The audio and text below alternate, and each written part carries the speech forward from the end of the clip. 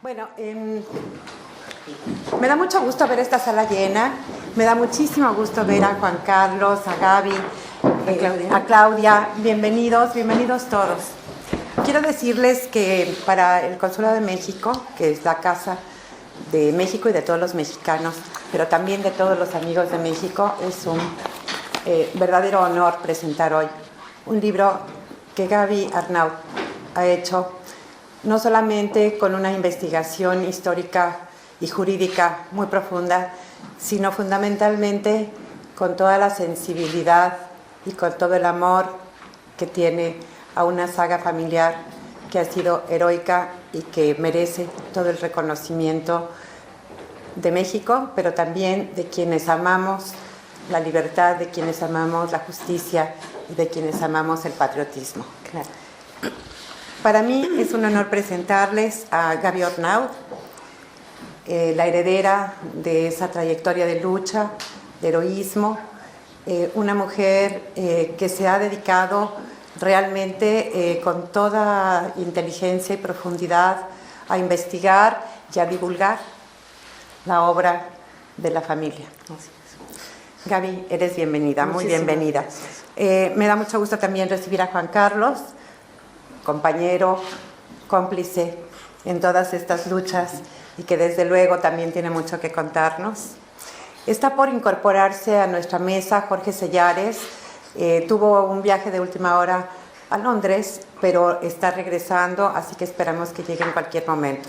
Jorge Sellares es un jurista muy reconocido también, que nos dará una explicación sobre el apego al derecho de un laudo arbitral que fue el que finalmente despojó a México de la isla de Clipperton. Debo decirles también a manera de presentación que ha sido muy conmovedor leer el libro de Gaby. No sé quiénes de ustedes hayan tenido oportunidad de hacerlo, pero se los recomiendo de verdad. En cada una de las páginas fui descubriendo la cantidad de sentimientos, de sensaciones, de ilusiones, pero también de sufrimientos que puede entrañar la vida no solamente de los soldados, de los militares que están a las órdenes de su país, sino también de sus esposas y de sus familias. En este caso, el heroísmo no solamente fue de quienes como militares tenían la responsabilidad de salvaguardar una isla importante porque era parte del territorio mexicano y que no perdemos la esperanza, ¿verdad, Gaby? Uno nunca sabe. Pero bueno, en fin, en todo caso, la historia lo dirá más adelante. Pero en todo caso sino también de quienes los acompañaron, de sus familias, de los niños que nacieron ahí, de quienes tuvieron como el mundo y el entorno vital un anillo de tierra, porque esa es la forma de la isla de Clipperton. Esto no la tengo aquí, pero es muy impresionante verla porque Juan Carlos, tendrás una foto. Bueno, ya en su momento la verán, pero en realidad es un anillo de tierra. Un anillo de tierra a 1.200, 1.400 kilómetros de la costa mexicana, en una zona que tiene una enorme variedad, que ahora se sabe, de flora, de fauna marina, que tiene valor en la medida en que, con base en los avances que hubo después en el derecho internacional, hubiera extendido la zona económica exclusiva de México mucho más allá de las fronteras actuales. Una isla que en un momento determinado tuvo un valor por el guano de los pájaros bobos que habitan en esa isla, pero que después tuvo un valor estratégico también para los franceses, para los norteamericanos, para los ingleses. Una isla que puede verse desde muchas perspectivas, desde la que puede decir se trata de un pequeño atolón de tierra de 4 kilómetros cuadrados, o de 11 kilómetros cuadrados, Gaby, 11 kilómetros cuadrados, sí. Que se recorre en un solo día, sí. Hasta quienes pueden decir, y que tenía en aquella época una sola palmera. Exactamente. ¿No? O sea, que también era escasa y poco pródiga para la vida. Hasta quienes pueden decir, se trata al final de un trozo de tierra en el que se dejaron experiencias humanas, lágrimas, pero también seguramente muchísimas risas, porque los niños, a final de cuentas, como después lo dice en alguna de sus novelas Laura Restrepo, de los niños que para ellos la vida era juego y era diversión, y que lloraban si veían llorar a los adultos, pero luego se les olvidaba, lloraban poquito, porque para ellos la vida era el sol, la diversión, tomar unas clases con la madre, con la señora Rovira, que era la maestra de todos los niños de la isla, porque al final de cuentas, pues al rato se les olvidaba que estaban pasando una verdadera tragedia, que no había agua, que la gente moría de escorbuto, que tenían hambre, que no llegaba el barco, que naufragaban todos los que veían que se acercaban. En fin, debe haber sido una historia desesperante en muchos sentidos. Hay una parte que también es interesantísima, que es el regreso después de que el barco Yorktown logra rescatar a los sobrevivientes en Clipperton y regresan a México buscando hacer justicia a sus muertos, tratando de lograr un reconocimiento y pues una compensación por todo el tiempo dedicado a esta aventura, ¿no? A esta misión militar, a este pedazo de vida entregada a México, y no encuentran esa sensibilidad en las autoridades revolucionarias, que apenas se recuperan de una guerra que duró 10 años, de una guerra que desangró a México en muchos sentidos, que polarizó las posiciones en México y donde los federales se volvieron los enemigos públicos de los revolucionarios. Así son las guerras a final de cuentas. Creo que también esa parte pues deja como una llamada abierta a quienes leemos este libro, pues para que algún día efectivamente haya un reconocimiento, más allá de una pensión que duró 3 años, una pensión para la viuda, y que luego no recibieron los hijos, en fin, todos estos detalles que ustedes van a encontrar en un libro que ya les spoileé, pero que al final de cuentas creo que es muy importante. El libro hace también una descripción y un análisis histórico desde el personal punto de vista de Gaby sobre la situación política de México. No es políticamente correcto, pero bueno, al final es la forma en que Gaby ve el porfirismo y hace una defensa de Porfirio Díaz bastante dedicada, pero bueno, es también en todo caso un punto de interés del libro que vale la pena leer. Yo les diría que honestamente este es uno de los libros que tiene más impacto y más importancia para ser presentado. Esto hay que decirlo, esto hay que comentarlo, no hay que permitir que el silencio se adueñe de una verdad de este tamaño. Así que bienvenidos todos, muchas gracias. Muchas Gaby, gracias, Juan Carlos, Claudia, y bueno, se quedan ustedes con los que sí saben.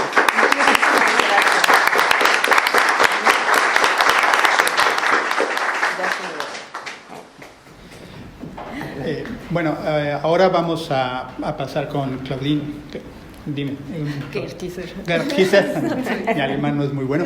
Ella es la CEO de Oris, la marca de relojes que nos ha apoyado con los relojes de Clipperton. Hay una edición exclusiva que verán ahorita en la exposición y nos va a platicar un poco del por qué hicieron este reloj y por qué ellos apoyan todas estas iniciativas ecológicas. ¿Sí?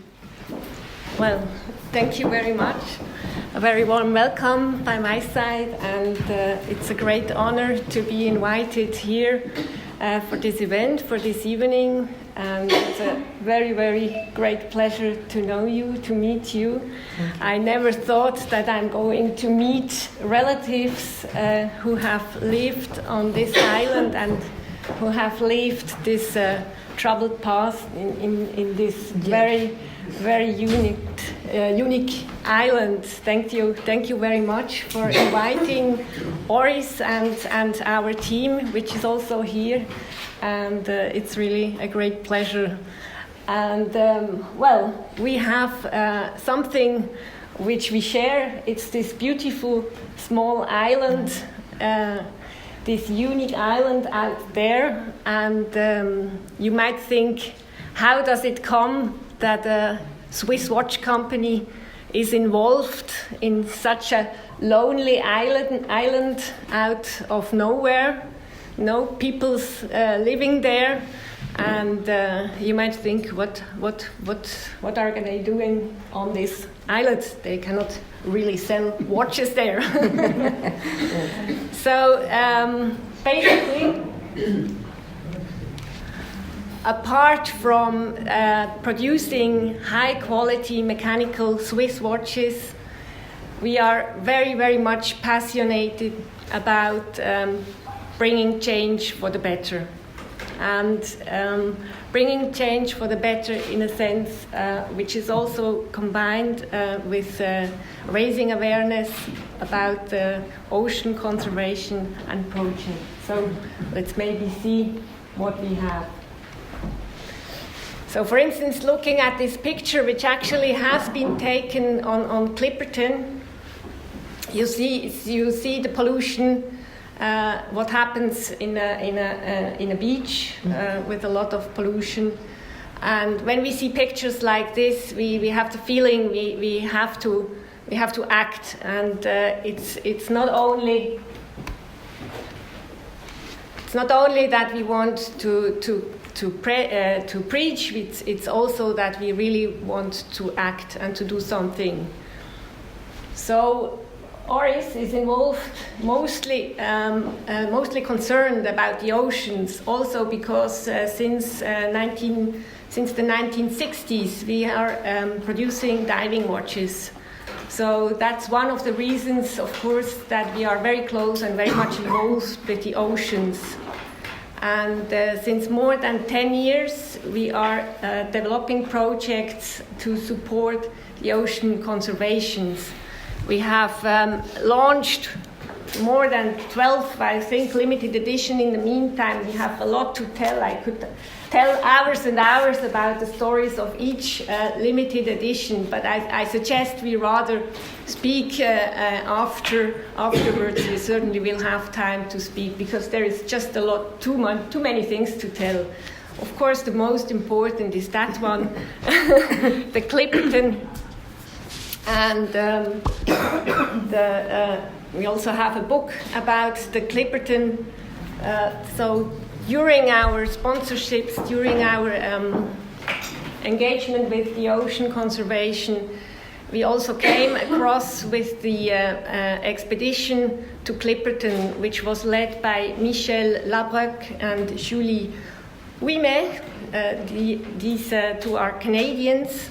And they traveled actually to Clipperton in order to raise awareness about what is going on there. You maybe already explained a little bit. Clipperton has a very unique ecosystem and is threatened by the illegal fishing and the pollution. And so the reason is to raise awareness about this and also to really take action during their travel. They also had press when they went with a boat on this lonely island. It's about 80 hours, which it takes with a boat to go there. And it's not so easy, actually. Has some dangers sometimes. And they went there. And maybe we can have a look at the movie they did.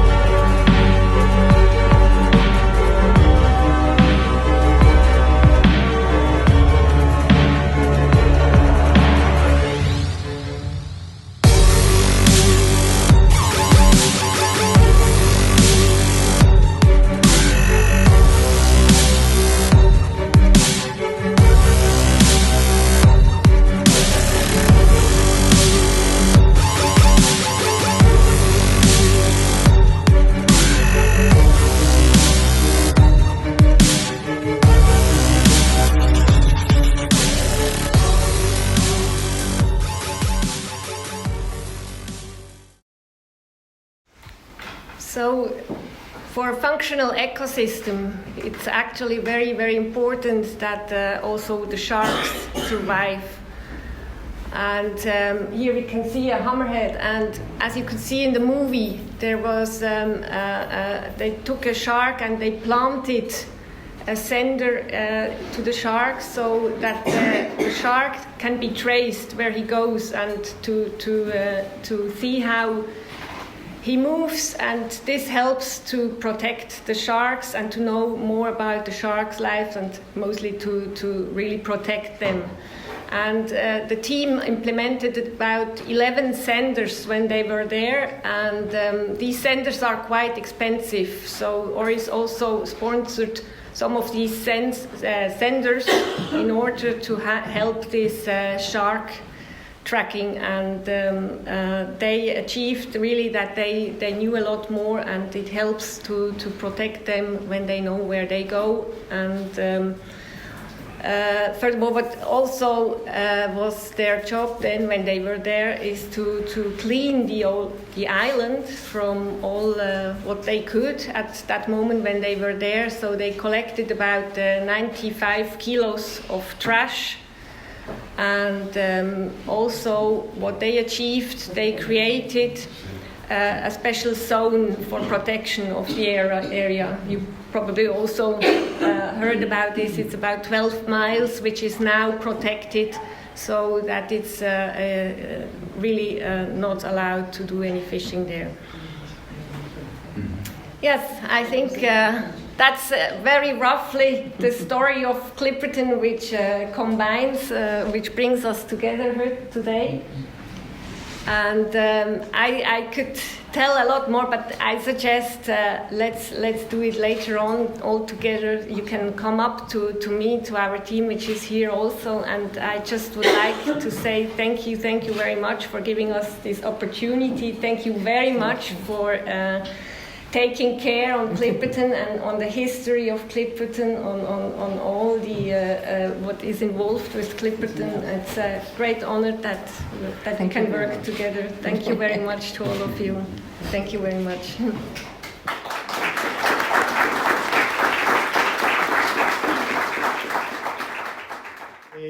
Siguiendo un poco la secuencia de lo que vamos a platicar esta noche, es la parte de la historia. Tiene, como decía la embajadora, esta parte política y esta parte ecológica. Tratamos de dar ese mensaje, y Gaby al final nos va a contar la historia familiar, la historia de honor, como se le llama a esta isla, y por eso tenemos ese eslogan nosotros de Clipperton, honor y gloria, ¿no? Un hecho en México, quizá no tenemos tantos héroes como otras naciones porque éramos más pacifistas, pero hay héroes que dan su vida por una nación y son generalmente olvidados. Entonces el capitán Ramón Arnoviñón es uno de ellos, y esa es nuestra principal idea, dar a conocer lo que es un héroe y cómo todos al final podemos llegar a ser héroes en nuestra pequeña parte. Entonces,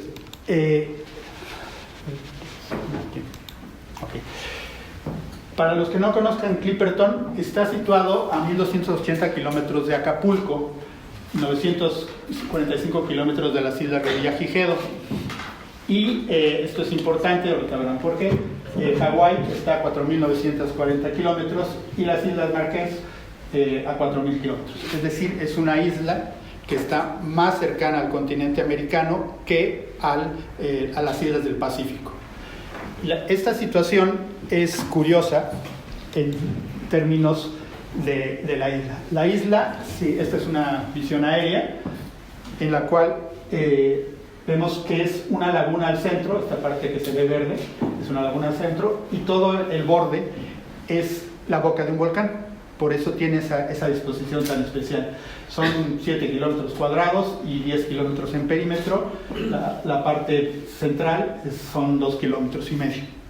Entonces es una boca de un volcán que, si lo vemos en las gráficas geográficas, es parte, aquí está Clarión y todas las islas Revillagigedo, es parte de una cordillera que va en el fondo del océano, y esta parte es una fractura. Estas líneas que ven aquí, estas son fracturas que son las que crean las placas tectónicas. Esta es la fractura Clarion-Clipperton. Esta es Clarion y esta es Clipperton. Entonces, son dos placas y por eso se levantan el fondo marino, y este puntito que está ahí es la boca del volcán. Estos son los estudios que actualmente se pueden hacer ya a nivel de fondo marino. Entonces, si ven, es un volcán plano, no es un volcán en pico, con un cráter muy amplio, y esta es una característica importante desde el punto de vista marino. Ahora sabemos que ya saben cómo llegar a la isla, pero sí, esta zona es mucho más profunda que esta zona. Entonces, si uno llega por este lado, es mucho más fácil que encalle. La zona de entrada es de este lado. Entonces, esto ahora no lo podemos saber, pero hay varios barcos que han encallado en la zona, y es porque entran por este lado, generalmente. Entonces, la disposición en términos de qué hay en la isla, hay una famosa roca, que se llama la roca de Clipperton. Es un pequeño promontorio volcánico, que es la altura más alta, son 25 metros de altura, ¿sí? Esta área de aquí ha estado abierta y cerrada desde 1600 para acá, que hay ya dibujos. Al inicio estaba abierta, y estaba abierta por acá. Ahorita, de 1900 para acá está cerrada. Probablemente con estos movimientos de cambios climáticos y demás se vuelva a abrir esta zona, ¿sí? Y entonces comunique esta área, que es el agua de aquí es sulfurosa, con el área marina de acá. Eso hará que cambie totalmente el ecosistema de la isla. Las únicas partes habitables es ese contorno. Estos puntos verdes son palmeras que llevó el ser humano, no existían palmeras ahí, y que se han ido reproduciendo, subiendo y bajando. Esta es la parte más ancha, y eso es donde Estados Unidos hizo una pista para aterrizar aviones. Entonces, si ven aquí, este es el punto por donde se entra, ¿sí? Generalmente no entra por acá, y mucho menos por ahí.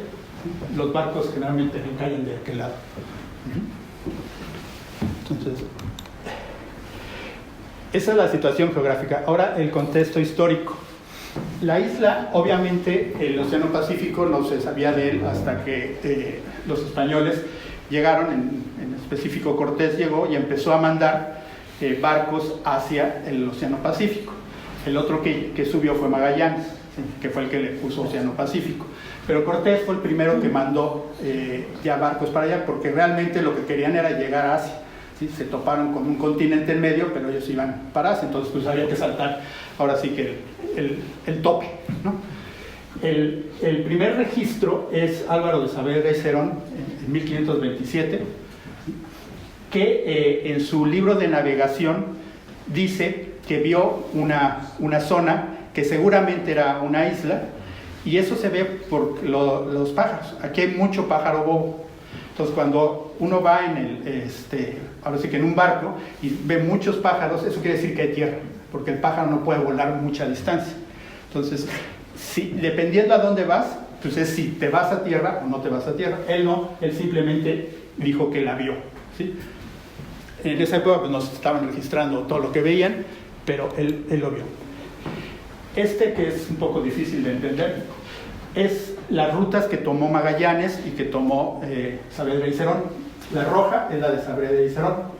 Esta que va de aquí por la parte del contorno es la de Magallanes. Hay dos versiones de que Magallanes se fue por aquí o por acá. La realidad es que en el mar, yo no soy marino, pero en el mar hay carriles, ¿sí? Y esos son las corrientes marinas. O sea, uno no va así y por aquí me voy, ¿no? Va por donde va la corriente marina, donde van los vientos. Y entonces, si ven, estas son las líneas marinas. La corriente, esta es la famosa del Niño, la corriente sube al paralelo meridiano 10, que es por donde está Clipperton, y de ahí baja. Entonces, si uno quiere ir para acá, lo lógico es irse por esta autopista, que justo ahí está Clipperton, en esa autopista. Entonces, no es que no la hayas visto, O sea, es que te la vas a topar porque vas a ir por esa zona. Entonces, esa es una parte del contexto marítimo, pero hay que empezar en 1600 cuando se estaba haciendo, ¿no? Esto es un poco más la cercanía de cómo estaban las rutas. La punteada es la de Álvaro Cicerón. Entonces, ¿qué pasó después? ¿Por qué era tan importante esta ruta? La ruta era muy importante por la famosa nao de China. Los que conozcan un poco más de la historia de México, una vez que ya se asentaron en México, lo que les importaba era ir al oriente. Entonces, en México, ahora sí que llenaban los galeones de plata y de especias mexicanas, todo lo que podían vender, se iban a Filipinas, que fue el primer sitio a donde llegaron, y ahí lo cambiaban por todas las especies asiáticas, seda y demás, y se regresaban. Eso le llamaban el tornaviaje. Regresaban a México, todo salía de la zona de Acapulco y Michoacán. Ahí era el cambio, y de ahí se cruzaba a México y se enviaba a Europa. Entonces, esta ruta, hagan de cuenta que es la ruta de la seda asiática, que hoy está mucho más de moda. Esta ruta representaba millones y millones de pesos, oro, plata y demás. O sea, era, digamos que el Tratado de Libre Comercio al oeste, ¿sí? La nao china iba por aquí. Hay una falta de mapas desde 1600 hasta 1800. No hay casi muchos mapas. Y la razón es que imagínense que ustedes ya saben la ruta de ida y de regreso. ¿Le van a decir a la competencia por dónde irse? Claro que no. Entonces, eran los secretos mejor guardados. Todos estos mapas los guardaron en Manila, principalmente España. Cuando Inglaterra ataca Manila, se queman todos estos mapas y dicen por ahí que más que quemarse, se los llevaron los ingleses y por eso los piratas sabían por dónde atacar. Entonces, les llegó el tip a Dampier, que era un pirata, Shecklop, que era el otro pirata, y un señor llamado Clipperton, que también era pirata. Entonces, ellos encontraron la ruta de la nao de China y ellos no lo tomaban de regreso, se regresa por arriba. Lo tomaban de ida porque eran los galeones, lo que llevaban era plata y ellos lo que querían era plata. No querían especies porque había que comerciarlas, la plata se puede vender. Entonces ellos se dedicaron a estar por el lado del Pacífico cazando a la nao de China. Había más de 250 galeones, punto más álgido, de barcos en esa dirección, ¿no? Dampier incluso le dio la vuelta al mundo. Entonces, su segundo era Clipperton. Él era el capitán, su segundo era Clipperton, y en una de estas peleas de piratas, Clipperton se enoja con Dampier, ahora sí que monta su propio galeón y se busca un sitio donde resguardarse. ¿Y dónde se resguardó? Pues muy cerca de esta corriente que iba para allá. Entonces los marineros de la época empezaron a decir, ten cuidado, porque ahí, en esa isla está Clipperton. Ten cuidado, porque en esa isla está Clipperton. Por eso se llama la isla de Clipperton, ¿sí? Porque ahí se resguardaba. Como les decía, la laguna estaba abierta en esa época, entonces muy seguro él se metía a la laguna y se esperaba, ¿sí? No sé cómo le haría para ver un galeón porque no tenían GPS, entonces, pero de alguna forma los andaba cazando. Esa es la parte de por qué se llama Clipperton. Ahora viene ya la parte mexicana, que es la que nos interesa más. De 1905 a 1917 hay presencia mexicana en la isla de Clipperton. Esta es una de las pocas fotos que hay. Aquí era donde vivían, esta es la roca, se llama roca. Aquí vivían y aquí está un faro mexicano que es igual a uno que está en Tampico. Después, la parte de lo que pasó en la historia se las va a platicar Gaby, entonces no le hago spoiler a ella. Después, en la Segunda Guerra, cerca de la Segunda Guerra Mundial, Roosevelt le gustaba mucho ir de pesca. Entonces decía, préstenme un acorazado y me voy de pesca. Y uno de sus viajes fue por Clipperton. Entonces está el registro de que pasó, vio, llegó, pescó y se fue, ¿no? Una vez que se enteró de eso, dijo, pues ahí es un muy buen sitio para poner una base militar cuando empieza la Segunda Guerra Mundial con Japón. Entonces hay una presencia de Estados Unidos en la isla. Ellos desembarcaron, filmaron y se encontraron unos cerditos, ¿sí?, que se quedaron de la época de cuando México estuvo ahí. Llevaron cerditos para comer y los cerditos se quedaron en la isla. Eran cerditos color negro. Entonces, ahora sí que ya se pueden ver, este fue el plan de Estados Unidos, de poner pistas de aterrizaje tanto en tierra como en agua para hidroaviones y romper esta parte para poder meter buques y que fuera un sitio de reabastecimiento hacia la Segunda Guerra Mundial. La forma de la Segunda Guerra Mundial fue diferente, entonces nunca se llevó a cabo, aunque sí montaron todo eso. En la exposición de ahí verán que hay una bala. Esta es de esa época, de 1942. Entonces, vamos a platicar un poquito de esta parte de la posesión, ¿sí? Por qué había una pelea por la isla. La realidad de la pelea fue por el oro negro de la época. Humboldt, cuando hizo su viaje, pasó por Perú y vio que los incas tenían unas parcelas agrícolas que tenían una alta productividad. Entonces, investigando, encontró que todas las islas de la costa de Perú pues tenían toneladas y toneladas de guano, ¿sí? Y el guano era un fertilizante natural. Entonces se llevó, mandó a Inglaterra, hicieron el análisis y el guano resultó que era el oro negro, ¿no? Entonces Estados Unidos saca una cosa que se llama el Guano Act y dice a todos los norteamericanos, si se encuentran una isla que está deshabitada, pues ya saben, ¿no? América para los americanos y vénganos tu reino.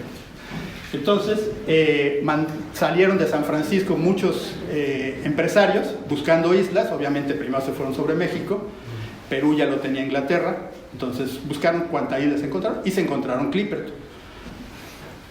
El guano se forma por los nidos, entonces es casi una roca. Estados Unidos llegó, puso una compañía para explotar la isla de Clipperton. Ellos fueron los que llevaron las palmeras, las primeras palmeras, ¿sí? Entonces aquí están las palmeras, aquí están los cerditos que los llevaron ellos.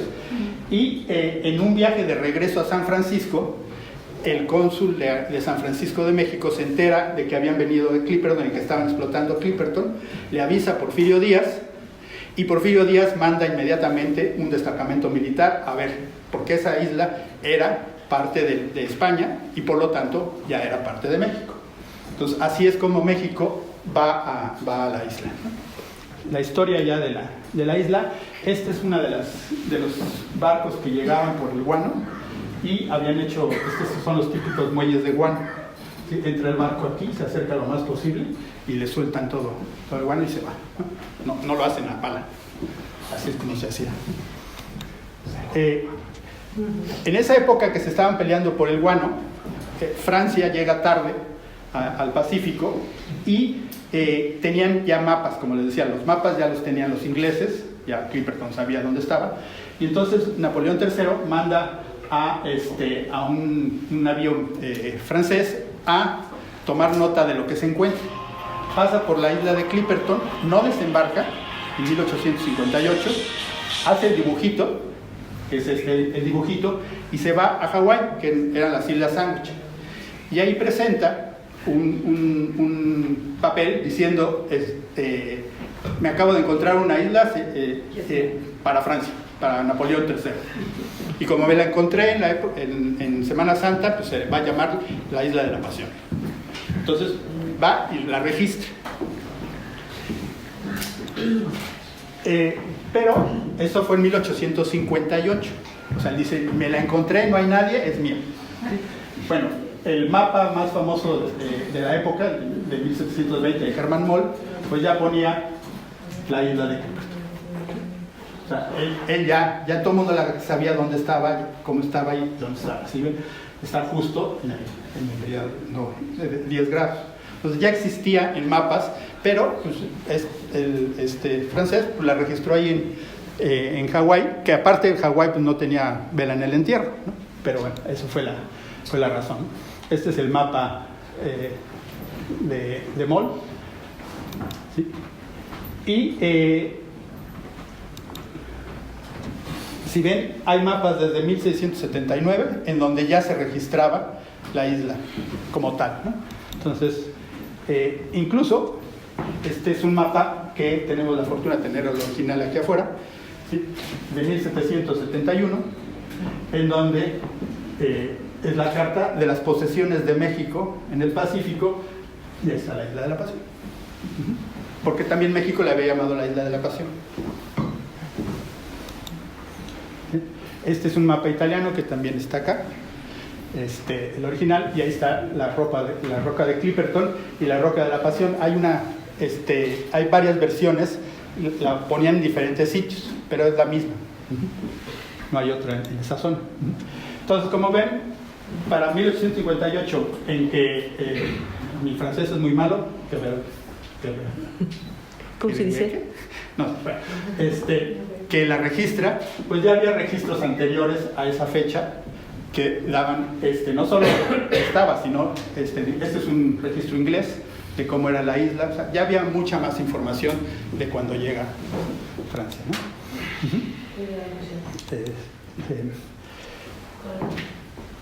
La historia política es que Francia hace un alegato de que debido a que en 1858 la había registrado que era de ellos, esto ya es en 1900, cuando se está explotando el guano, entonces dice, no es nuestra, Estados Unidos está explotando, pero como no tenía la suficiente cantidad de guano, acaba vendiéndosela a los ingleses, y el gobierno de México cobra una regalía por la explotación de guano, y ese dinero se mandaba a Londres, y de ahí México tomaba su parte, ¿no?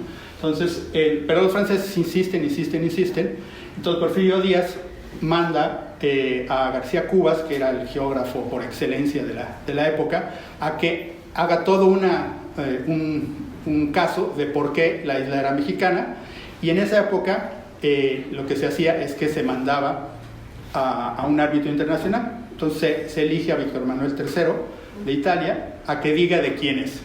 México lleva todos los mapas, lleva una cantidad de información impresionante de por qué es de México, y Francia nada más lleva el dibujito que viene. Esto es en 1912, que es cuando se entregan los documentos. Aquí es donde dice, hoy serán entregados al rey de Italia los documentos relativos al rey de Clipperton. Y de ahí hasta se abandona la isla, la historia la van a oír de Gaby, ¿no? Y hasta 1931, o sea, le tomó un poquito de tiempo a Víctor Manuel III tomar la decisión. Hasta esa época decide, por un laudo, que la isla le pertenece a Francia. El argumento es un poco jurídico, y esa es la parte jurídica que les platicarán, pero la realidad, por ahí verán una revista francesa. La realidad es que, ¿por qué Víctor Manuel se esperó hasta esa época? Porque este es el principio de los movimientos de la Segunda Guerra Mundial. Francia estaba negociando con Italia las posesiones del norte de África, Argelia, Túnez, toda esta zona.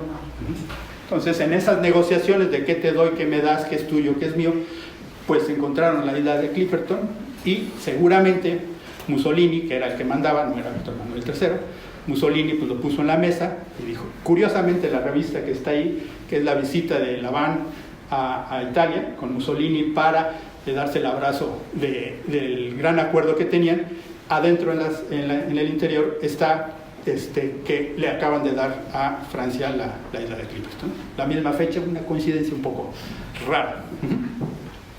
Entonces, esta es un poco la parte histórica.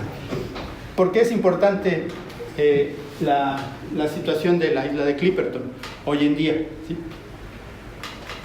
Se dejó desde 1931, que pasó, el gobierno de México desgraciadamente aceptó el laudo y pasó, ¿no? Entonces, estos puntitos son las zonas económicas exclusivas. Entonces, Si ven, esto en naranja son posesiones francesas, está Haití y esta zona. Las amarillas son posesiones norteamericanas, ¿sí? Y en esta costa, Francia no tiene nada. Galápagos, todas las islas de aquí todas pertenecen a países americanos, incluso Pascua, que es la más alejada del continente, pues es de Chile, ¿sí? Pero esto te da una posición estratégica alrededor. Este circulito es del tamaño de todo Francia, en territorio.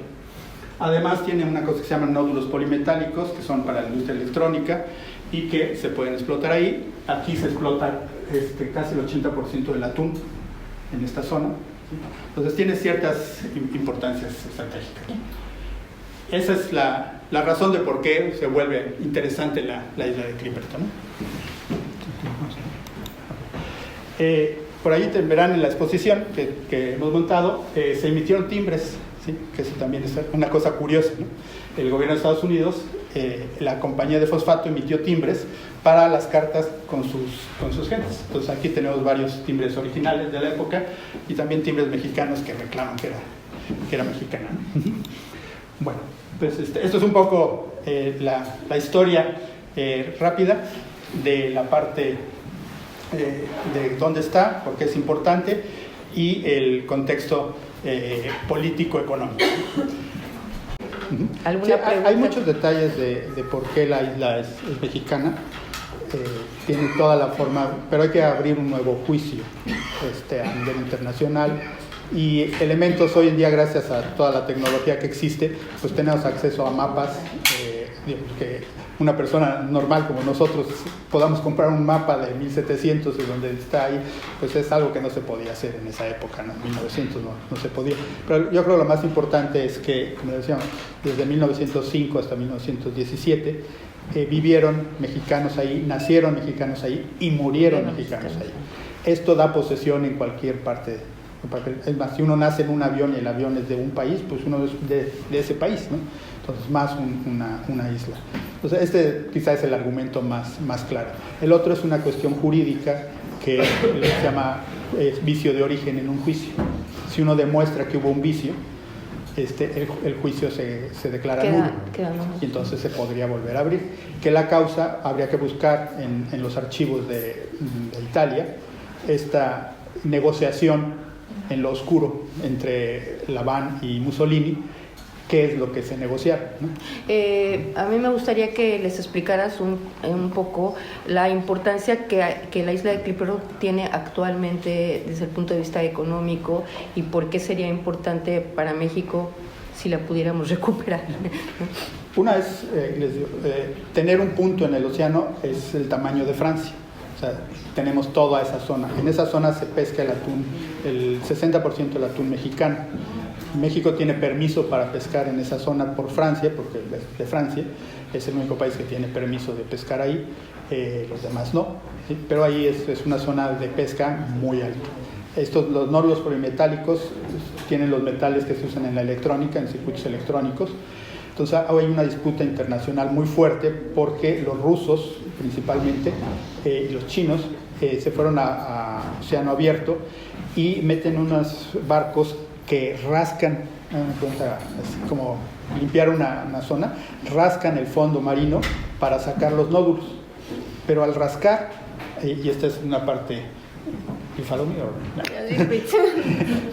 al rascar el fondo marino, lo que se llevan es el plancton. Y ahí se rompe la cadena trófica. El ecosistema. Entonces, cuando se dieron cuenta la ONU y todos los organismos lo que estaban rascando en las profundidades del Océano Pacífico, detuvieron totalmente forma de explotación. Y nada más hay una zona después de Clipperton donde se permite hacer ese sacado de material, ¿no? Pero si uno tiene una isla en esa zona, pues en mi territorio yo puedo hacer lo que yo quiera. Entonces eso también es la única isla que está en el extremo de este manto de nódulos polimetálicos.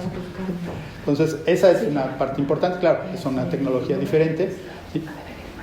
Y la parte del ecosistema, esta es muy simpática porque la isla de Clipperton es quizá el único laboratorio que existe para ver la intervención humana.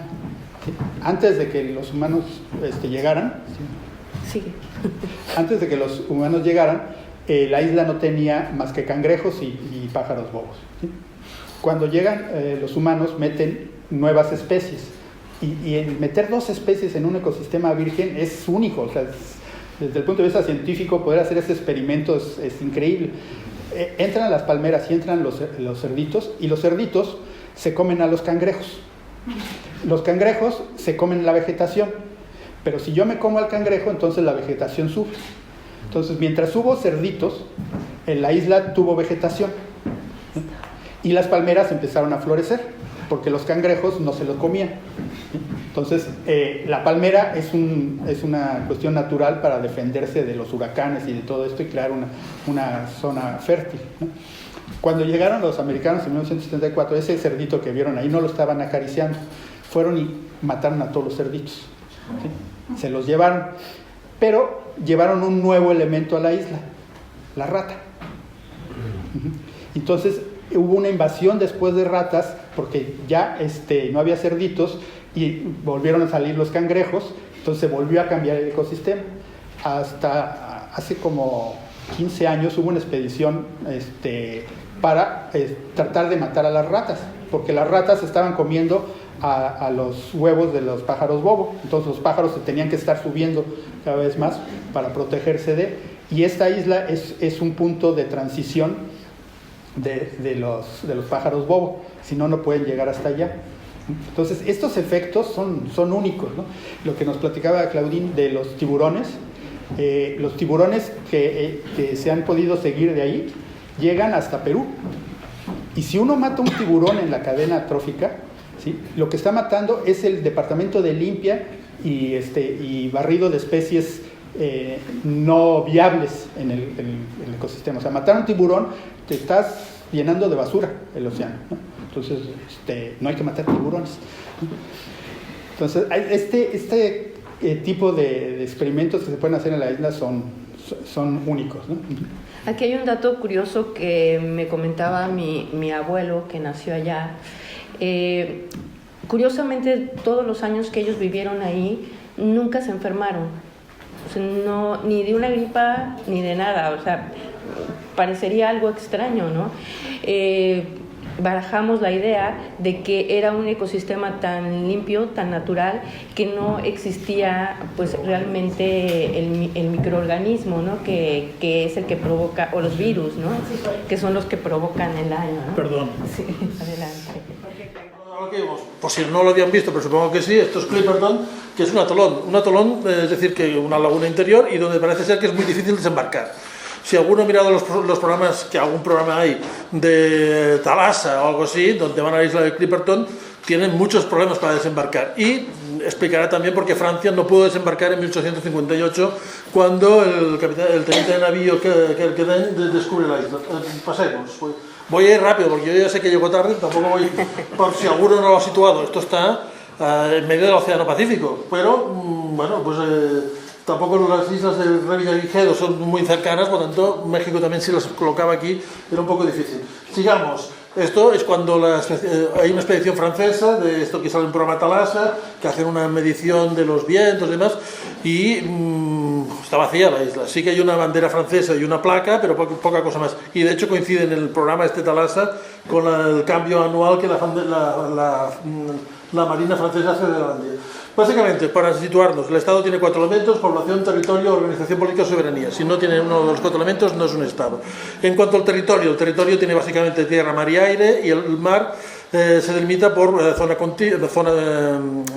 territorial, zona contigua, zona económica exclusiva, que es donde yo creo que podría tener esto interés de cara al futuro. Porque uno de los elementos que podría tener interés es que tiene que ser habitable. Después pondré el caso de Rockall como contrapunto. Y por tanto, ¿cómo se consigue el territorio? Básicamente hay 2 maneras: originaria y derivativa. Derivativa significa que ya lo tenía uno antes y me pasa a mí. Ya sea por cesión, por usucapión, nadie me lo reclama, durante unos años estoy aquí y este trozo de desierto me lo acabo quedando yo, por renuncia, esto yo estaba aquí pero me voy porque no me interesa, y conquista. El tema conquista, desde 1945, como el uso de la fuerza está prohibido, ya no vale. En cuanto a los originarios, descubrimiento, que sería la discusión aquí, quién es el que descubrió la isla.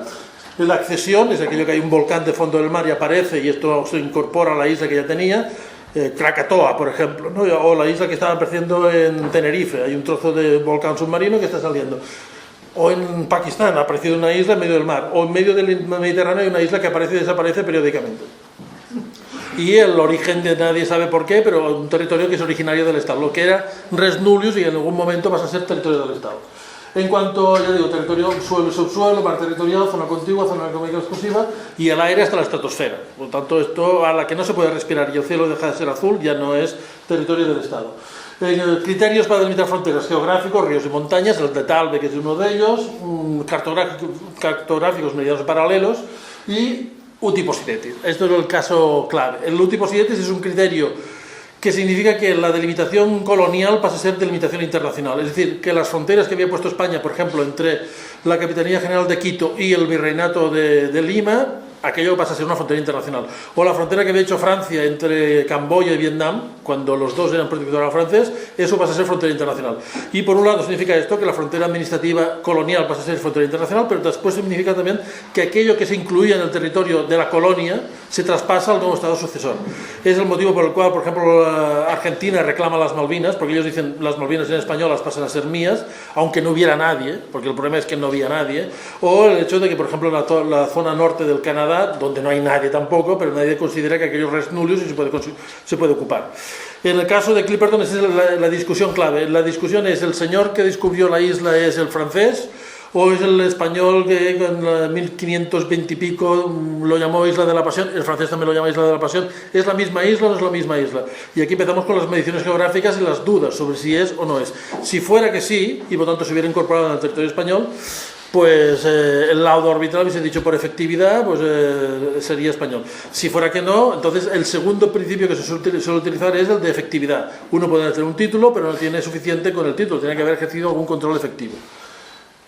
Utiposidetis, principio de legalidad y el principio de efectividad. Poniendo casos concretos, hay un caso de la isla de los islotes de Minquires y Creus, que son dos pedruscos o dos islotes que están frente a la costa de Francia, pero discutían si eran franceses o británicos, justo al lado de las islas anglo-normandas, y la discusión del Tribunal Internacional de Justicia en este caso era quién ha ejercido policía. Es decir, que cuando un delincuente se ha escondido en estos pedruscos, ¿quién lo ha detenido? ¿Scotland Yard o la policía francesa? Lo detuvo Scotland Yard, por tanto hay mínimo de efectividad, han puesto un faro y no sé qué. Por tanto, esto es británico y no francés. Pero la discusión inicial era el título. ¿Quién de los dos era el soberano por el título? Pero después, una vez el título, digamos, los dos títulos son igualmente dudosos o igualmente eficaces, porque en tema francés y británico las guerras entre ellos hacen que todos se reclamen rey del otro lado y demás, al final van por el principio de efectividad. Y entonces, he traído el anuncio, es decir, ¿qué hizo Francia cuando en 1858 intentan desembarcar en Clipperton? No hacen nada, no lo consiguen, hacen un mapa, lo cartografían literalmente bien, pero no hacen nada, continúan hasta Hawái, que en aquel momento no estaba independiente, y cuando llegan a Hawái, en el consulado de Francia en Hawái publican el Polynesian, no en la primera página, no, en la página 2 y en aquel rinconcito un anuncio diciendo hemos encontrado una isla, es francesa. Y ya está, no hacen nada más y no harán nada más hasta después de que el laudo les dé la soberanía. Es decir, durante un montón de años allí no hay ningún francés ni lo ha habido nunca, porque insisto, ellos no llegaron a desembarcar nunca, no lo consiguieron, porque ya digo que la isla es un desembarco muy difícil. Sigamos, por tanto, casos donde esto se podría utilizar en cuanto a fundamentación y que yo supongo que en la argumentación jurídica de México a principios del siglo XX utilizaron. El caso de Isla de Palmas, este es el clásico del año 28 del juez Max Huber que hizo de árbitro aquí. Esto es un clásico en derecho internacional que dice básicamente, simplificando, es cuando España se va de Filipinas, España no hace una lista de todas las islas que cede a Estados Unidos. Le da hace el criterio geográfico, meridianos paralelos, todo lo que está aquí dentro es tuyo. Y entonces Estados Unidos, que sí que se toma la idea de la efectividad, va a todas las islas e intenta desembarcar. Y cuando desembarca en la isla de Palmas o Miangas, porque tiene estos dos nombres, descubre una bandera holandesa. Dice, ¿qué hace esta bandera holandesa si esto es español? Y entonces hay un pleito internacional discutiendo si esto era holandés o era español. Por lo tanto, si no era español es holandés, y el elemento clave es esto, aunque sea mínimo, un mínimo de efectividad, el soberano musulmán de la isla de Palma rendía vasallaje a la reina de Holanda y tenía la bandera y pagaba algún tributo suficiente para decir que la soberanía era holandesa. Por tanto, España no se lo cedió y Estados Unidos se quedó sin la isla. Segundo, el faro de la isla de Creta y Samos. Aquí básicamente se reducía a tener la bandera del Imperio Otomano en la isla. En el faro había la bandera del Imperio Otomano y se discutía si era o no era independiente y si podía pasar a Grecia. Como sigue estando la bandera del Imperio Otomano, mínimo de efectividad, pero es un mínimo muy mínimo, pero la bandera estaba y por tanto pasa a ser el elemento clave. Tercero, el caso de Inmin, que es en Creus, que ya he explicado. El caso de Preaviar, que es un caso entre Camboya y Tailandia. Al final se discute sobre quién es el soberano efectivo de este templo, que después le dio pie a otro pleito 30 años después. Y se llega a discutir quién barre, quién pasa la escoba sobre el templo. Es decir, es un templo en medio de la selva, es lo único que hay de piedra, lo único que sirve de criterio, siguiendo el criterio que han fijado, que es un criterio cartográfico. Las montañas, la línea de agua sería de Tailandia, pero los que hacen el mapa son los franceses, lo ponen en el territorio francés, y a partir de entonces los franceses efectivamente están allí. Y tanto, de vez en cuando van pasando la escoba, cuando hay alguna visita son los franceses los que están esperando la visita. Por tanto, al cabo del final, el Tribunal Internacional de Justicia les dio la razón y no a Francia, sino a Camboya, que es su sucesor, le da el templo Preaviar. Esto supuso otro pleito 30 años después, porque como no se podía llegar desde el territorio camboyano, se tenía que entrar desde el territorio tailandés, porque es muy difícil llegar desde el territorio camboyano. Había unos conatos de guerra entre los turistas que querían llegar al templo por territorio tailandés. Al final se hizo un segundo laudo, una segunda sentencia para resolver el problema de que tenía derecho a acceso al templo. Y después el Run of Kutch, que es una zona que una parte del año existe y una parte del año está cubierta por aguas. Eso está entre Pakistán y la India, y lo mismo, cuando está lleno de agua no hay nadie allí, cuando está seco, pues esto va por la sequía, pues entonces sí que de vez en cuando hay algunas caravanas de dromedarios y demás, y alguno que ejerce el poder allí, por tanto se lo dieron a la India y no a Pakistán. Y entonces, el caso comparable que yo quería explicar, el caso de Rockall. Rockall es esto, un pedrusco en medio del Atlántico. Cuando digo medio del Atlántico, quiero decir a 300 kilómetros de Islandia y 350 de la costa de Irlanda y 200 de Islandia. En medio del Atlántico hay un pedrusco que tiene esto, como la superficie de esta sala, y encima está a 25 metros de altura, y esto es británico. Y pusieron una marca que esto es británico y un faro. Entonces, la discusión estaba en si esto daba pie a generar zona económica exclusiva, por tanto poder sacar el petróleo y pescar en la zona o no. Entonces, en el año 97 o 95, yo creo que era el 97, pero bueno, quizá me equivoco, Greenpeace envió a 3 activistas en pleno mes de agosto al pedrusco y los puso aquí. Ven que era una tienda de campaña y los 3 activistas. Aguantaron 3 semanas, porque claro, 3 semanas allí viendo el mar y tal, pues muy bonito al principio, pero al final uno se aburre, y aquí hace un frío que uno se muere, porque no hay nada, es decir, que esto, el viento y las olas lo aguantan. Por tanto, declararon un estado, el estado de Waveland, empezaron a dar pasaportes y demás, pero al final el objetivo que querían demostrar era que no era habitable. Si no es habitable, no tiene zona económica exclusiva. Si es habitable, sí. Los británicos decían que sí, en el fondo era habitable, con lo cual creaban una zona de 200 millas alrededor del pedrusco en la que podían sacar petróleo. Por tanto, al final dijeron que no era habitable, por tanto quedó claro que, siendo británico como es, no tiene zona económica exclusiva. Y entonces, si Clipperton fuera discutible, yo creo que habitable ha sido, porque todo lo que cuenta este libro demuestra que ha sido habitable. Muy agradable quizás no, pero habitable ha sido. Por tanto sí que podría dar zona económica exclusiva y plataforma continental, por tanto se podría pescar y se podría sacar petróleo. Quizá el guano tiene alguna utilidad hoy en día, pero yo diría que es más interesante lo otro que el guano. Y entonces, si tuviéramos que empezar a buscar mecanismos para buscar el laudo, yo creo que es poco probable que este laudo se anule, pero ha habido algún caso donde un laudo se ha anulado, 2. Y en los 2 casos ha sido porque las 2 partes han pactado ir al Tribunal Internacional de Justicia y pedir que se revise el laudo. Si no, los laudos son finales y vinculantes, no se puede tocar. En los 2 casos que ha habido, básicamente son el de Honduras contra Nicaragua, que fue un laudo dictado por el rey de España, y todos son de la misma época, de 1906, porque ya digo, era el momento en que la gente empezaba a pensar, bueno, quizá en lugar de hacer una guerra busquemos otros mecanismos. Y en este caso, el laudo del rey de España se dictó y el Tribunal Internacional de Justicia después revisó el laudo, que creo que lo mantuvo, pero lo revisó. Y el segundo es un laudo entre Guinea-Bissau y Senegal del 89, que también las partes pactaron ir al Tribunal Internacional de Justicia para que revisara el laudo. Si no es así, yo creo que es poco probable. Primero, porque ahora sí que Francia tiene efectividad, desde el año 31 seguro, que van periódicamente, ya digo, ponen la bandera está hecho un asco, pero ponen la bandera, pintan otra vez la placa y se vuelven a ir, no hacen nada más. Y de vez en cuando, pues eso, algún turista, una cosa así. Cousteau, por tanto, si uno busca una isla desierta donde no lo encuentren, este es el sitio ideal. Pero ya digo, no hay ningún mecanismo alternativo a este para poder revisar el laudo. Primero, han pasado 90 años, por tanto es poco probable que 90 años después se revise el laudo. Segundo, es poco probable que los estados parte decidan, bueno, vamos a revisar el laudo, porque no le molesta a nadie esto. En todo caso, si tuviéramos que buscar necesidad de solución, quizá buscaríamos soluciones conjuntas. Hacemos una entidad conjunta que permita el uso compartido del territorio o alguna cosa así. Revisar el laudo yo lo creo poco probable. Yo creo que con esto yo he acabado. Yo he ido rápido, pero...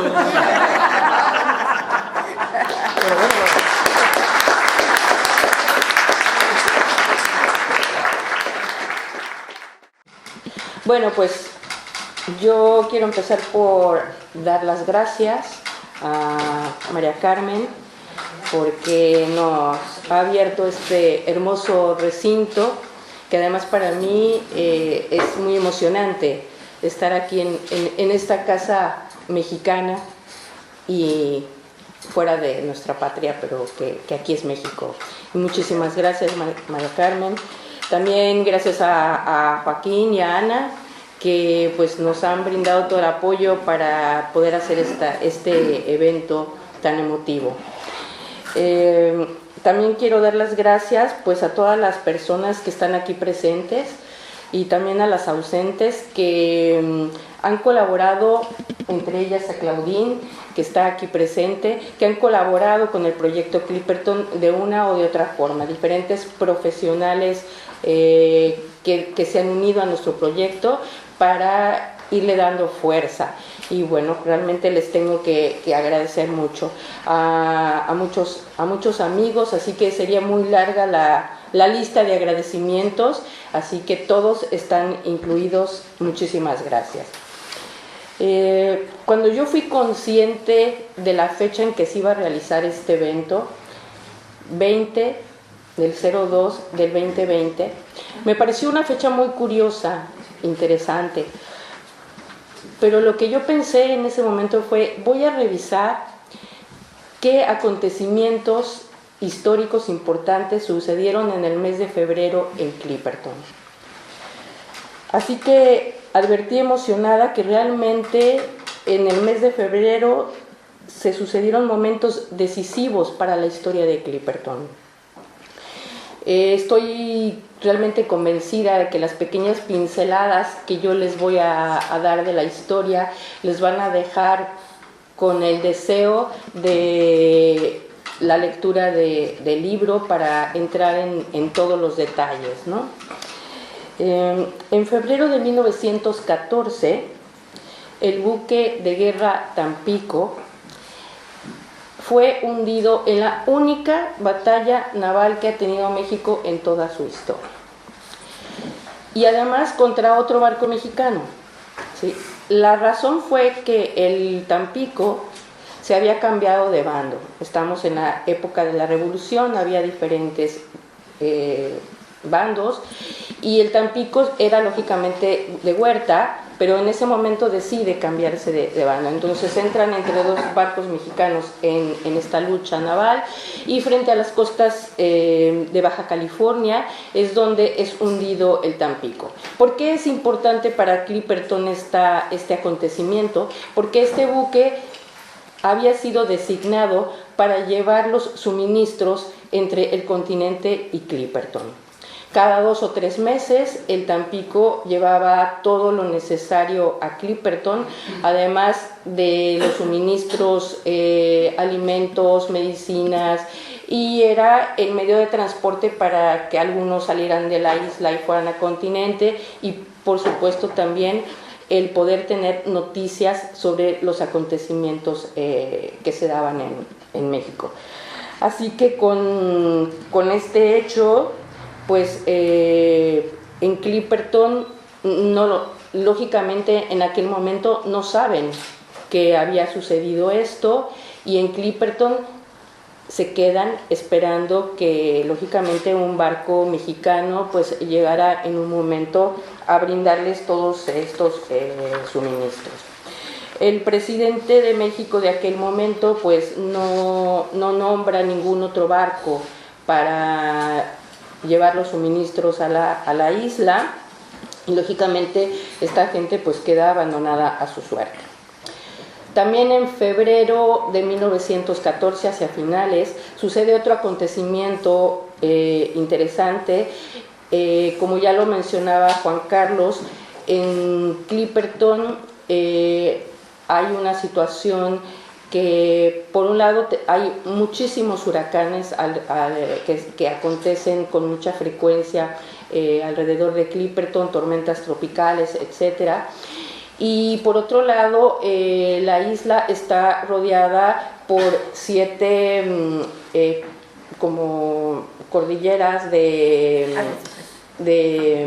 bueno, sí tienen coral, pero son 7 rompientes, ¿sí? Que en el desembarco tienen que, los marinos me lo han contado, tienen que poder ir pasando eso para poder llegar a Clipperton, con lo cual es bastante complicado incluso hoy en día el desembarco en Clipperton, ¿no?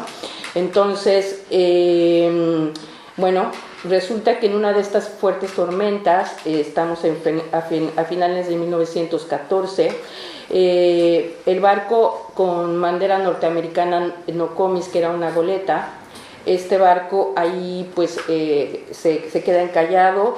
El capitán Arnaud, junto con todos sus soldados, rescatan a 12 personas vivas, que todos ellos, aunque eran de origen norteamericano, eran holandeses realmente, pero bueno, eran americanos. Lógicamente el capitán les da refugio y les empiezan a compartir pues los suministros que tienen, que ya eran escasos porque estaban esperando el retorno del barco, y a la espera de que pues prontamente llegara el barco que les llevaría los suministros y que además a estas personas pues las podría sacar de la isla, ¿no? Lógicamente estos dos acontecimientos trágicos sucedidos en un mes de febrero nos llevan a una apremiante situación de abandono y soledad para estas personas. Empiezan a ver que cada vez tienen que racionar más lo poco que tienen. Lo que pasa en Clipperton es que lógicamente pesca hay y en abundancia, o sea, no hay problema en cuanto a la proteína, pero como ya les enseñaron en las fotografías, lo que hay de tierra es mínimo, y además no es tierra, es arena, ¿sí? Por lo tanto no se puede cultivar ni fruta, ni verdura, ni nada, ¿no? Todo eso tenía que venir del continente. Entonces, lógicamente, de hambre no se iban a morir porque tenían la pesca, pero ya nos contaba María Carmen, empiezan a tener el problema del escorbuto, porque no tienen principalmente la vitamina C, que viene pues de las frutas principalmente, ¿no?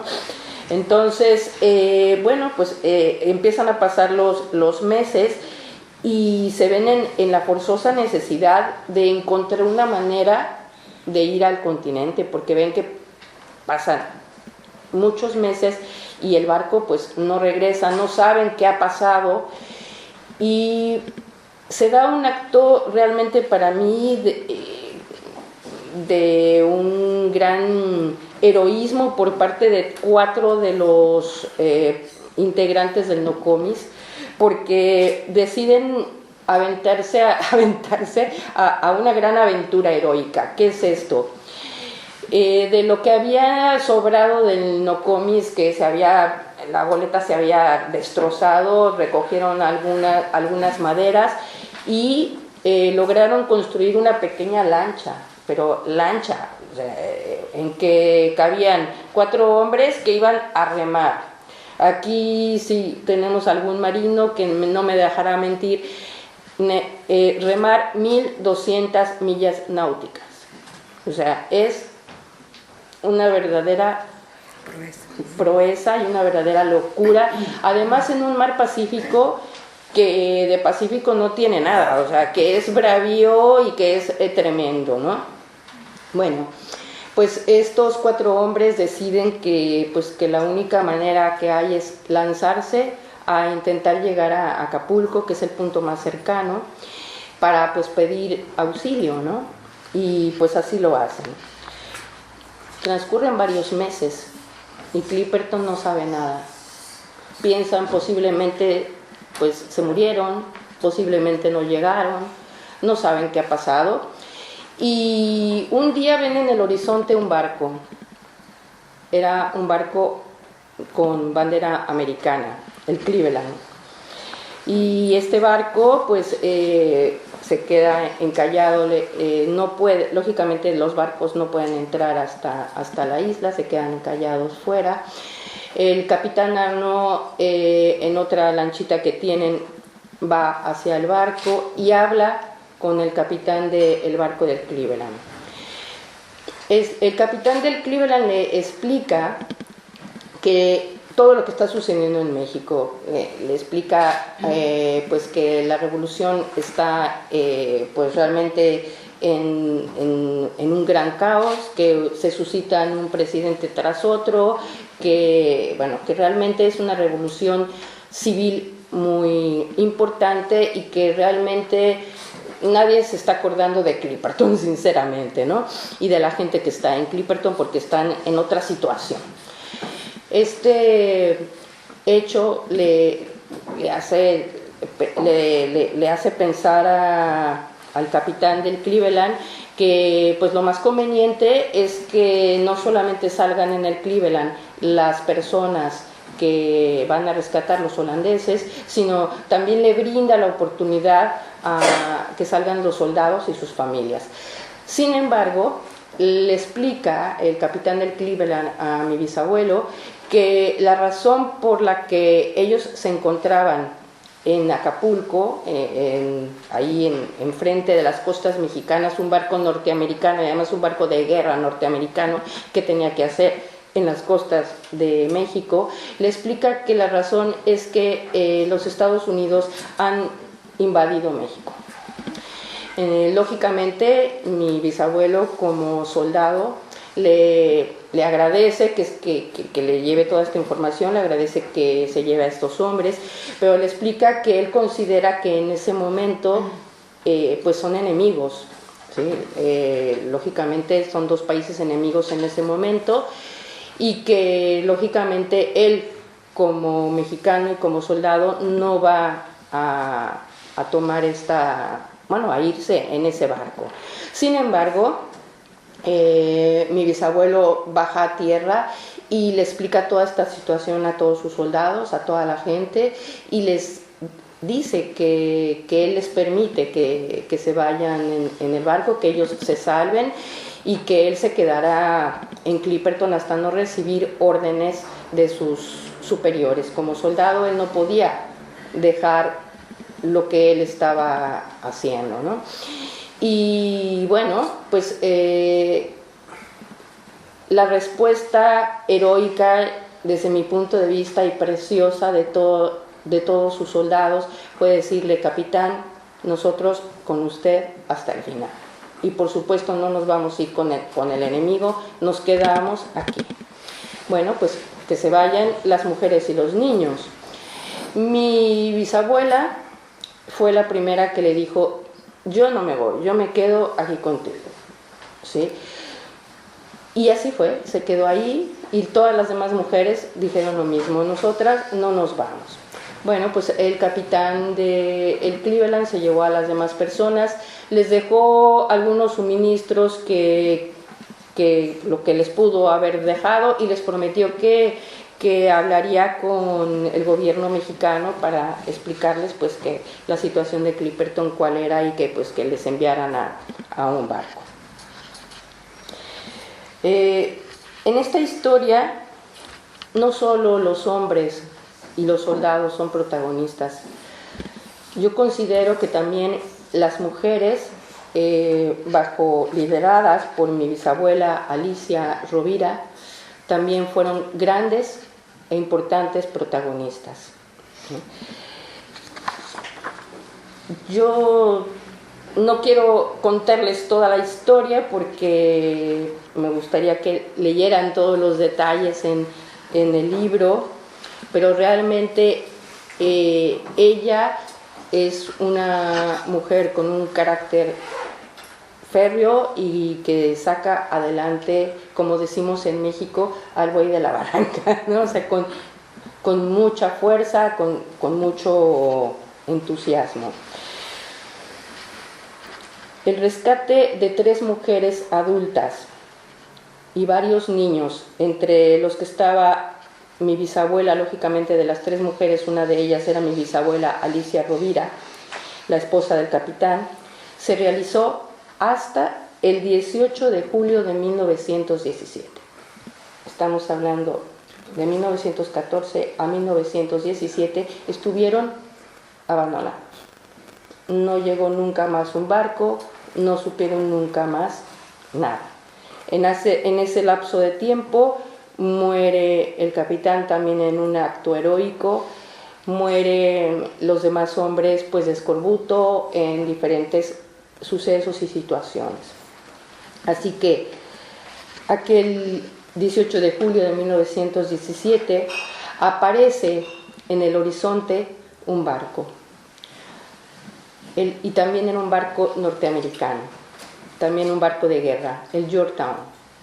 De hecho, se dice que era un buque insignia de la Marina norteamericana. ¿Qué hacía nuevamente un barco norteamericano en esa isla? Estamos hablando de que estamos a principios de la Primera Guerra Mundial. Los norteamericanos eran enemigos de los alemanes. Los norteamericanos pensaban que los alemanes tenían alemanes y mexicanos tenían como que cierto gusto, ¿no? Aunque México no estaba realmente en guerra ni nada por el estilo, pero que como que México le sonreía a Alemania. Por lo tanto, estaban preocupados de que México permitiera que en sus aguas se escondieran submarinos alemanes. Razón por la cual los barcos americanos estaban inspeccionando todas las islas mexicanas.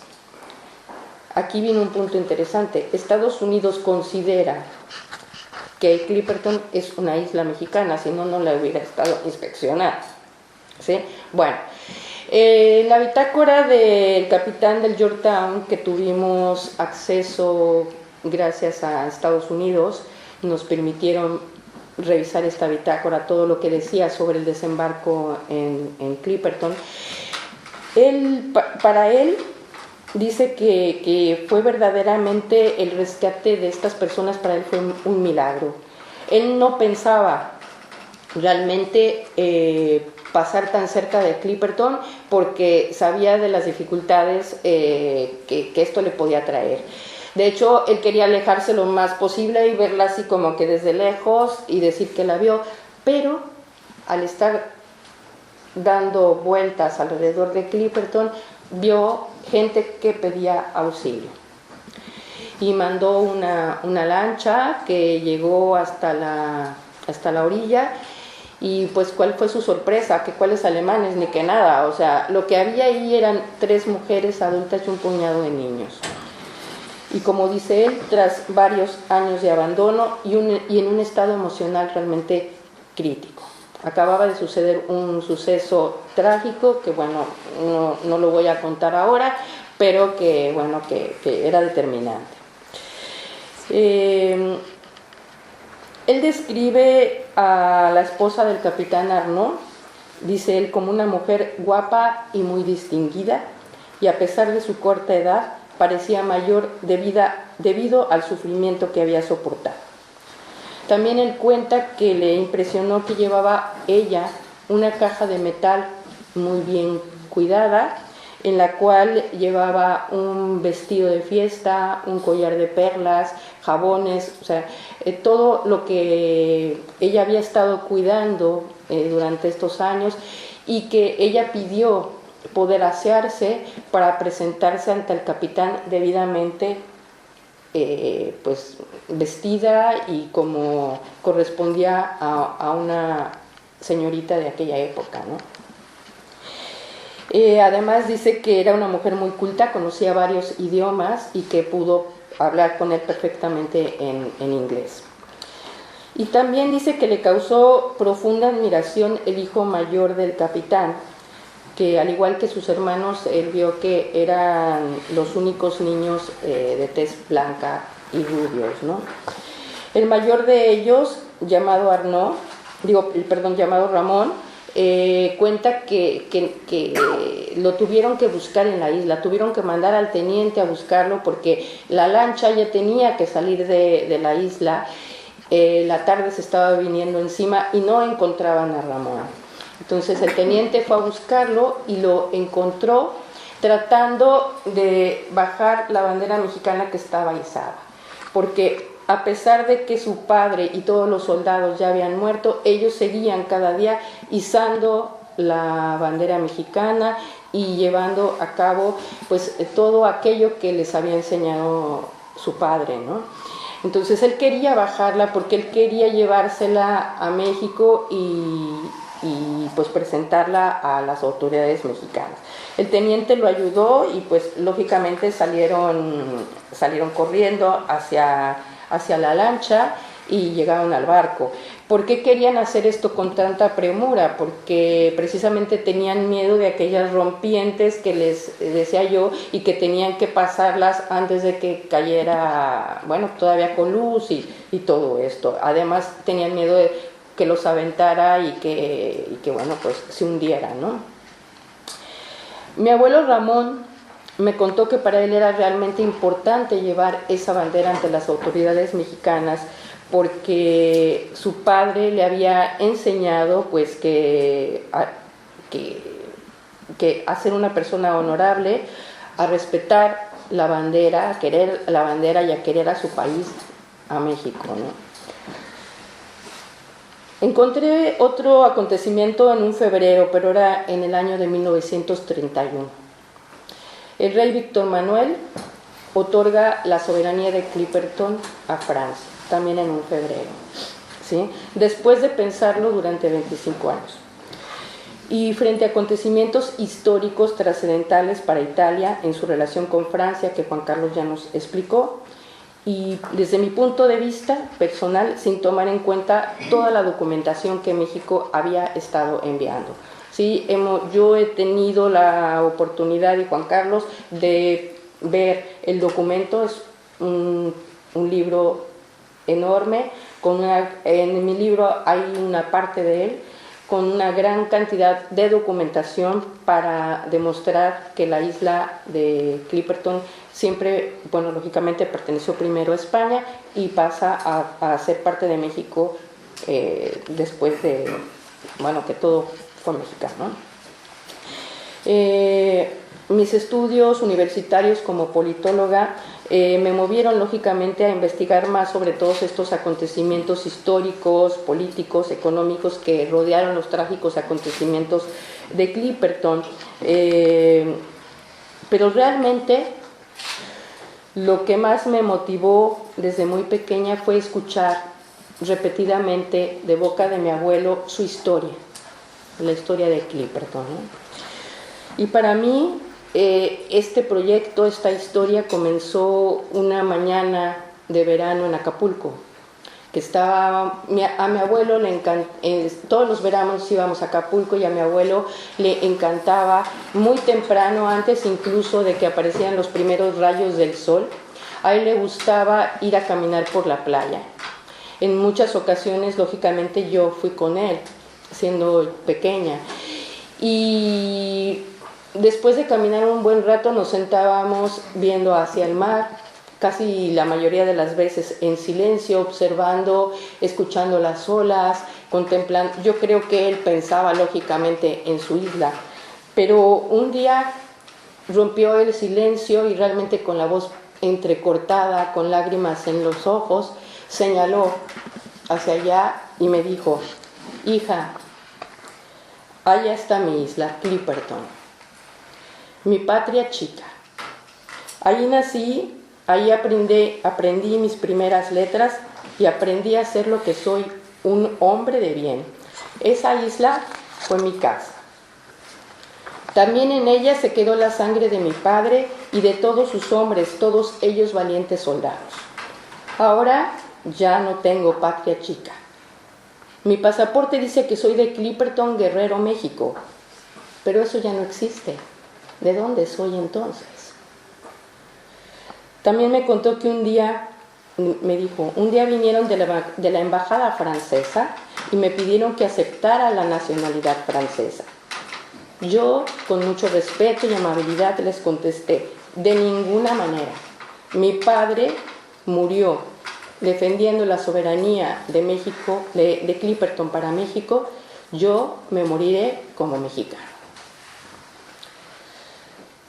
La vida de mis bisabuelos, hijos de emigrantes franceses y catalanes, con un gran compromiso por el país que los acogió, México, y la de mi abuelo Ramón, marcaron mi vida. Y ese profundo deseo que nació en mí de dar a conocer esta historia, porque yo considero que es una historia de ejemplo de hombres y mujeres realmente comprometidos con un ideal y con una obligación como patriotas. Me sentí motivada, por lo tanto, a iniciar este proyecto, el proyecto Clipperton, Honor y Gloria, para que fuera algo más allá de contar la historia de mi familia. Y fue así pues como nació este proyecto. Escribí en mi libro, que es un libro totalmente histórico, debido a que existen una gran cantidad de novelas, muchas de ellas magníficas. Sin embargo, la novela siempre puede estar algo desvirtuada de la realidad, entonces yo consideré que era muy importante escribir algo realmente de corte histórico. Quizás no soy la mejor pluma no soy novelista, pero lo que yo quería era plasmar lo que mi abuelo me había contado no sé ni cuántas veces, ¿no? Muchísimas veces. Así que en mi libro está contada la historia y intenté también rodearla de todos los acontecimientos políticos que estaban sucediendo en aquel entonces alrededor de este tema del abandono, ¿no?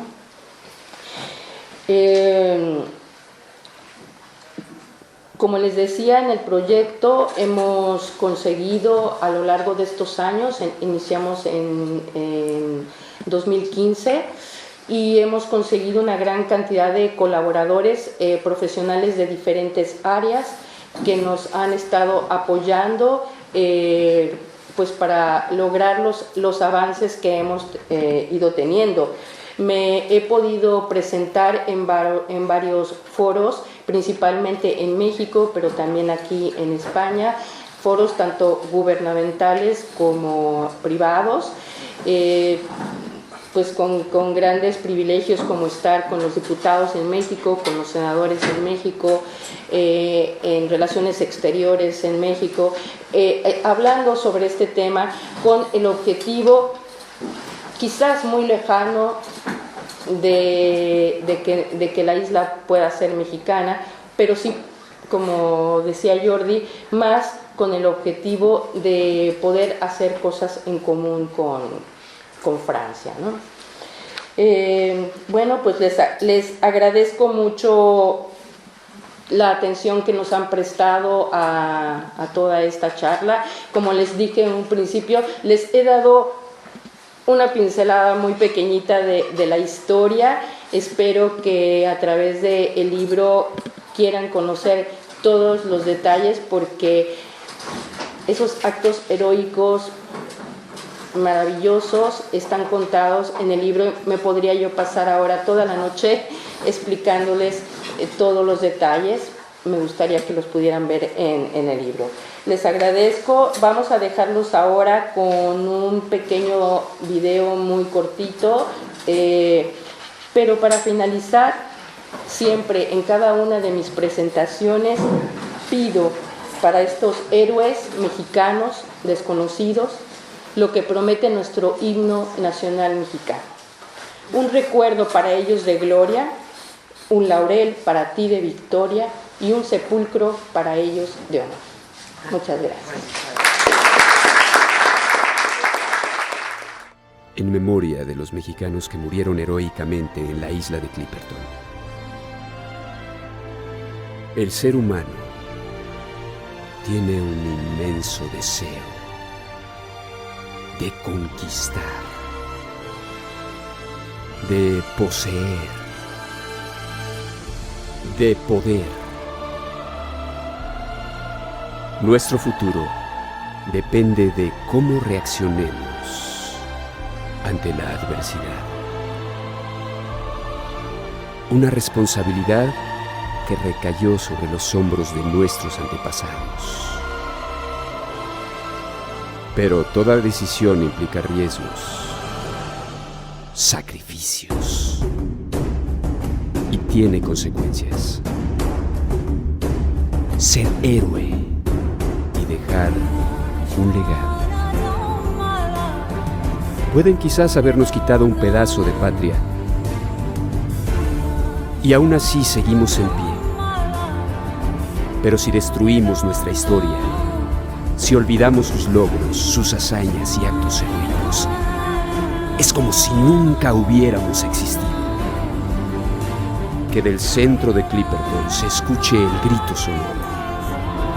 De 1000 héroes la patria aquí fue. México. Para ti las guirnaldas de oliva. Un recuerdo para ellos de gloria. Un laurel para ti de victoria. Un sepulcro para ellos de honor. Clipperton, honor y gloria.